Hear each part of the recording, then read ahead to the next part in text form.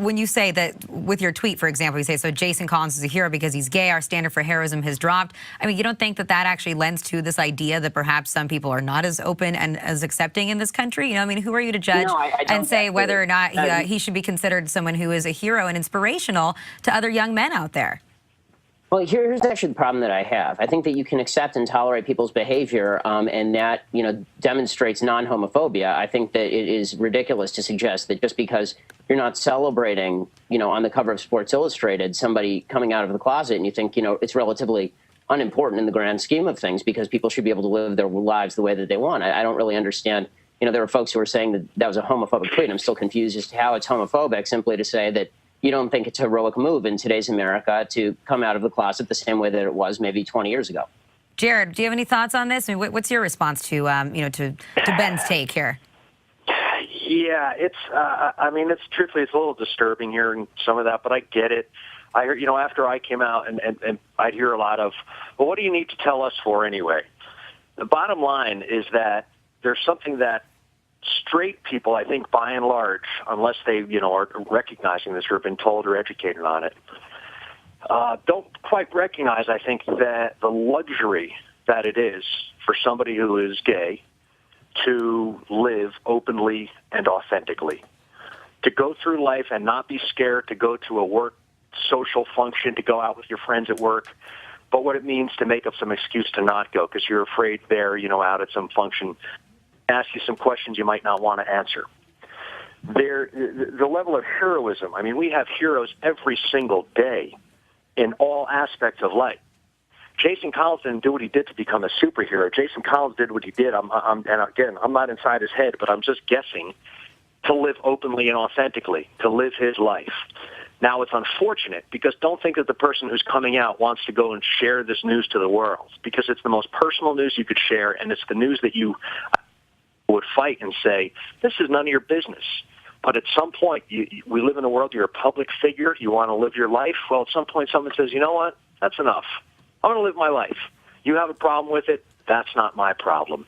So I don't think, and I wonder also, with Ben, maybe when he sent out that tweet, and I sent tweets before that I think, well, am I really saying what I want to say, or am I kind of just going against the grain with an idea of something? And I don't necessarily, I can't speak for Ben, but I don't understand where would there be any vitriol? Why is there any problem with people having, say a certain day to celebrate or for this to be on the cover of Sports Illustrated?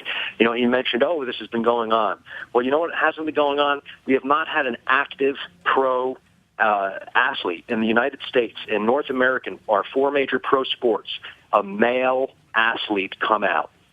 Billie Jean King, Martina Navratilova, Cheryl Swoops, Brittany Griner.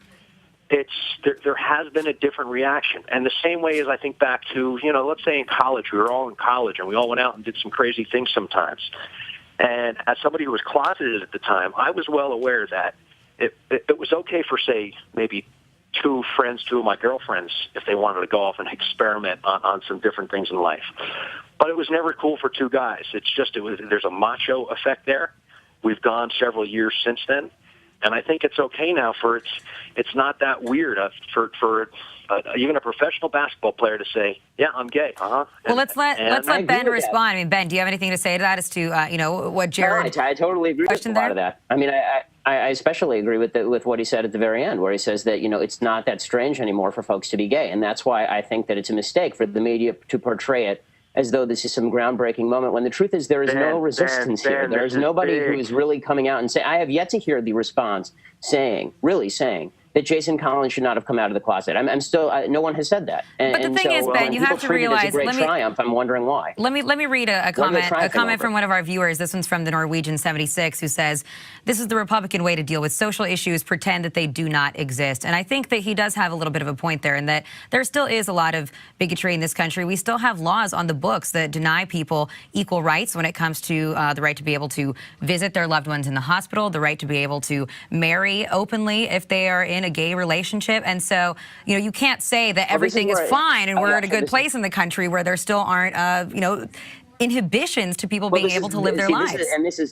This is what I think is the real agenda in large part. I think the idea of equating, support for traditional marriage with tremendous anti-gay sentiment that would put Jason Collins back in the closet is silly, and I think it's actually the real political agenda underlying a lot of the kind of coverage of issues like this. We're all happy for Jason Collins. He can live the life that he wants to live.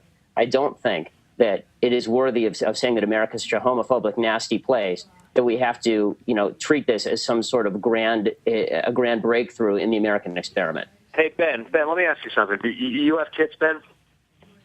I don't. Ben, you don't. Are you going to have kids one day, maybe? I hope so. Okay. You have a couple kids. You have your son one day, he comes home, and he tells you, hey, listen, I'm the all-star of the baseball team. But, Dad, I need to tell you something else about me. I like boys. I'm attracted to my schoolmates or something. What do you do? Do you maybe think a little bit differently along the line? Hold on. Do you think maybe a little bit differently along the lines of and have compassion for the struggle that one has gone through to keep his mouth shut, almost for others, for the benefit of others? I just don't see how you can't see the heroism Jared, here. I have nothing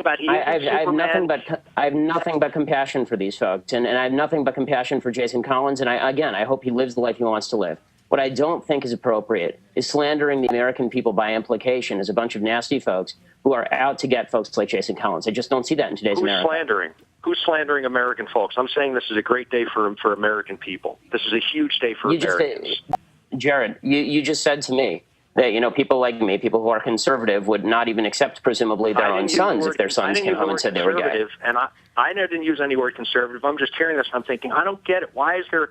Let's just say it has nothing to do with being gay. Let's just say it's the story is I like to read the New York Times, and you like to read the New York Post.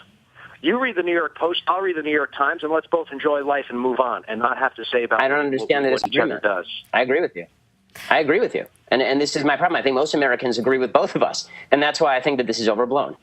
All right, let me just, we're going to have to wrap it up here in a moment. But, Ben, let me just ask you, too. So I have one tweet here that was in response to your original tweet that says, but for real, Ben Shapiro, it's a shame you couldn't have been gunned down on D-Day. No. Have you gotten a lot of responses like this? Oh, sure. I mean, tolerance, I would prefer to see it run both ways. There's no room for that. It's disgusting.